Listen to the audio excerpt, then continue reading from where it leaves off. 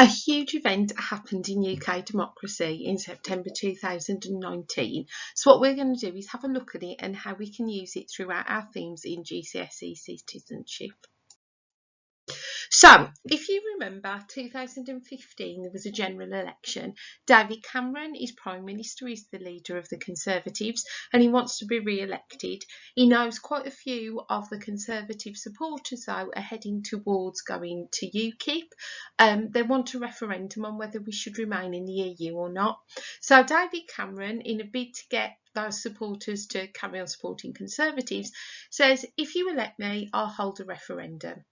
He gets re-elected, he holds a referendum, that's held in 2016, and the electorate, the people, vote to leave the EU.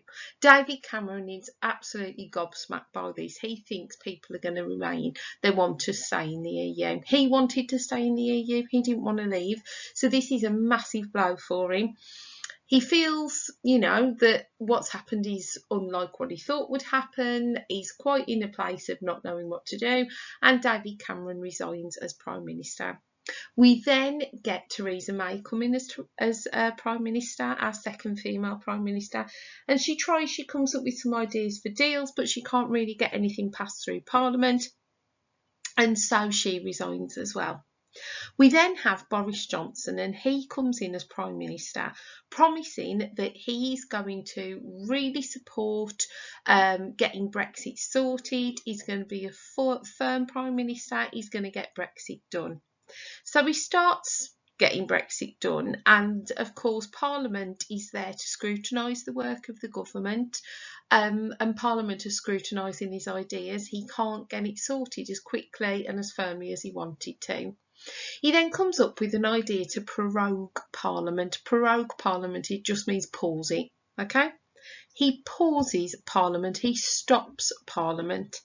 Think about the fact that we're a democracy, that it is Parliament's job to scrutinise the work of the government, to make and change laws. It's their job, it's their role, it's their function to make sure the government doesn't just do whatever it wants to. And Boris Johnson decides to stop Parliament.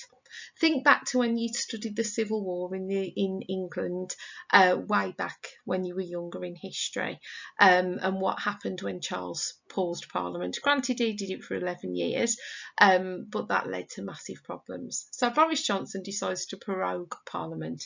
This has got a huge impact on democracy.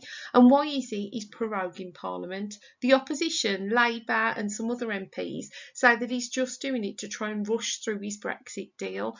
This could be a problem because Brexit, the EU might not agree to it. That could load us with a no-deal Brexit. That could have huge impact on trade, transport of medicines and all those kind of things. So the opposition are really, really against this prorogation of Parliament. Quite a lot of Scottish MPs are as well, and also a lot of individuals and the general public. There was huge campaigns, public campaigns to get Parliament unprorogued and back to normal. One individual, a lady called Gina Miller, she accused the act of being unlawful. So much so, she took the government to court. She took them to the Supreme Court. The Supreme Court, there's one of them in the country. It was established just a few years ago, and it has got the top judges in the country. So there's 11 judges in there. There's no jury. It only hears the top civil and criminal cases, and this trial went to the Supreme Court. The highest judges in the land went there. So if you're a judge, your sort of dream job is to get into the Supreme Court. It's the top one in the country. So the case gets heard. Gina Miller accuses the government of being unlawful. The judges hear the case, and unbelievably, the Supreme Court rules in favour of Gina Miller and against the government. They say that it is unlawful, and that the paper that the prorogation was written on is just a blank piece of paper. There's nothing there of any worth, that it is void. Those are the words they used, void and unlawful. The video clip is just of the leader of the Supreme Court announcing the judgment, and it's quite a damning dismissal of the prorogation of Parliament, really, saying that it means absolutely nothing, it was unlawful, it didn't happen, prorogation didn't happen. So that was announced on the 24th of September. By the 25th of September, Parliament reconvenes. Now, the reason why this is important, it is amazing. Anybody who studies anything to do with politics, anything to do with democracy, this is the case of all cases. This is brilliant. It really shows some of our key citizenship issues. It shows the separation of powers. If you remember, there are 3 branches of power within this country.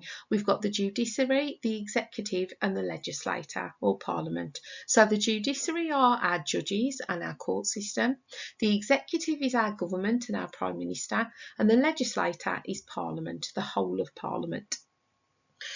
This court case really demonstrated the fact that our powers are separated.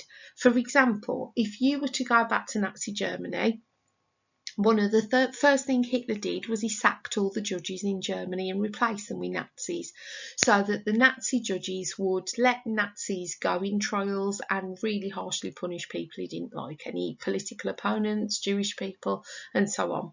If you're to go somewhere like Turkey, their president really forces the judges into making certain judgments on cases.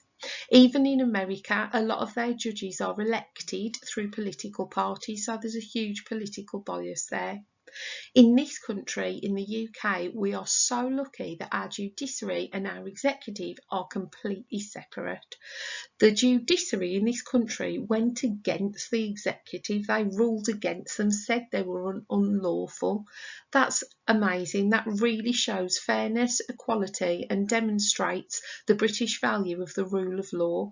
The rule of law means that everyone in this country is treated equally and fairly under the law system, and this really shows that even the Prime Minister and the government got found unlawful. And again, huge show of democracy as well. Another key thing that it shows is that individuals holding those in power to account. So everyday people can say to those people in power, the politicians, you're in the wrong, you've done something bad, you need to own up to it and we need to sort this out. Marcus Rashford's done it with his letters to Prime Minister Boris Johnson about not feeding the poor people and the children over the holidays. Gina Miller did it here when she took the whole of the executive to court. So individual people, everyday, normal people holding those in power to account. That's a massive, massive thing. And some little quick GCSE questions to have a go at. Press pause and have a go.